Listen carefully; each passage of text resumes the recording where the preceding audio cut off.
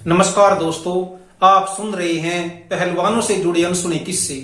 आज मैं गुरुजी हनुमान के बारे में बात कर रहा हूं। गुरुजी हनुमान एक ऐसे तपस्वी थे, एक ऐसे महापुरुष थे जिन्होंने अपना पूरा जीवन दूसरे लोगों पर न्यौछावर कर दिया।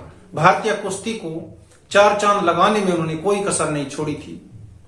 पाकिस्तान में गुरुजी हनुमान को कुश्ती का खुदा के नाम से पुकारा जाया करता था। भारत ही नहीं, दूसरे देशों में भी गुरुजी हनुमान का एक बहुत बड़ा नाम था। जिस विदेश में वे जाते थे, लोग उन्हें देखने के लिए भीड़ इकट्ठा कर दिया करते थे। तो गुरुजी हनुमान के बारे में आज मैं आप लोगों को एक किस्सा सुना रहा हूं।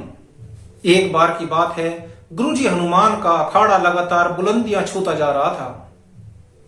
लगातार अखाड़े में बच्चों की संख्या बढ़ती जा रही थी। नए पुराने पहलवानों की संख्या जब लगातार बढ़ती गई तो रहने के लिए जो जगह थी वो कम पड़ रही थी।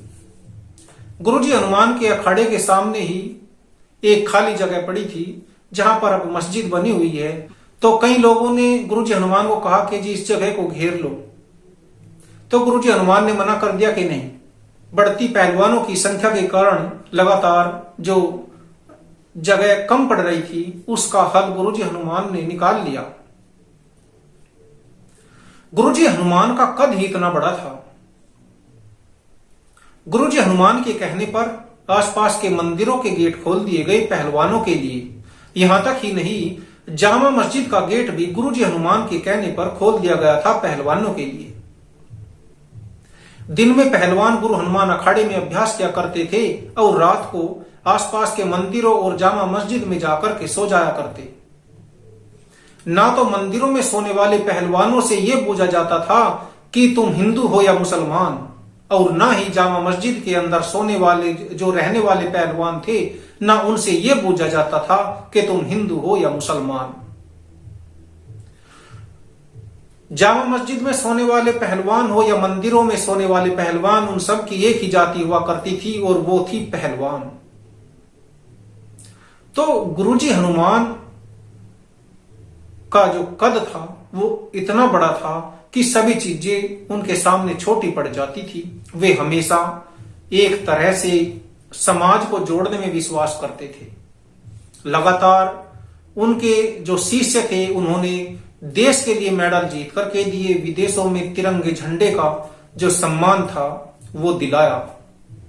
आज यदि हम इन बातों को सोचते हैं तो समझ में आता है कि गुरुजी हनुमान कितने बड़े विचारों के व्यक्ति थे और उनका कद कितना बड़ा था, जिनकी बात को सर्व समाज मानता भी था। और गुरुजी हनुमान के जो बताए हुए रास्ते थे उन पर लोग चलते भी थे। गुरु हनुमान अखाड़े में सभी जाति, सभी धर्म, सभी बिरादरी के पहलवान रहते थे। कभी भी कोई भी भेदभाव किसी भी पहलवान के साथ नहीं किया गया। सब एकजुट होकर के मिलकर के खाना बनाते थे, खाते थे, रहते थे, सोते थे। गुरुजी हनुमान का मानना था कि मजबूत समाज के लिए मजबूत नागरिकों की जरूरत है। जब हमारे समाज के नागरिक मजबूत हो गए तो मजबूत समाज होगा, और मजबूत समाज से ही मजबूत देश का निर्माण होता है। वे हमेशा अपने शिष्यों को नशे से दूर रहने का संदेश देते थे, अच्छे मार्ग पर चलने का संदेश दिया करते थे। तो दोस्तों, फिर मिलते हैं किसी दूसरे पहलवान से जुड़े हुए दूसरे अनसुने किस्से के साथ। तब तक के लिए नमस्कार।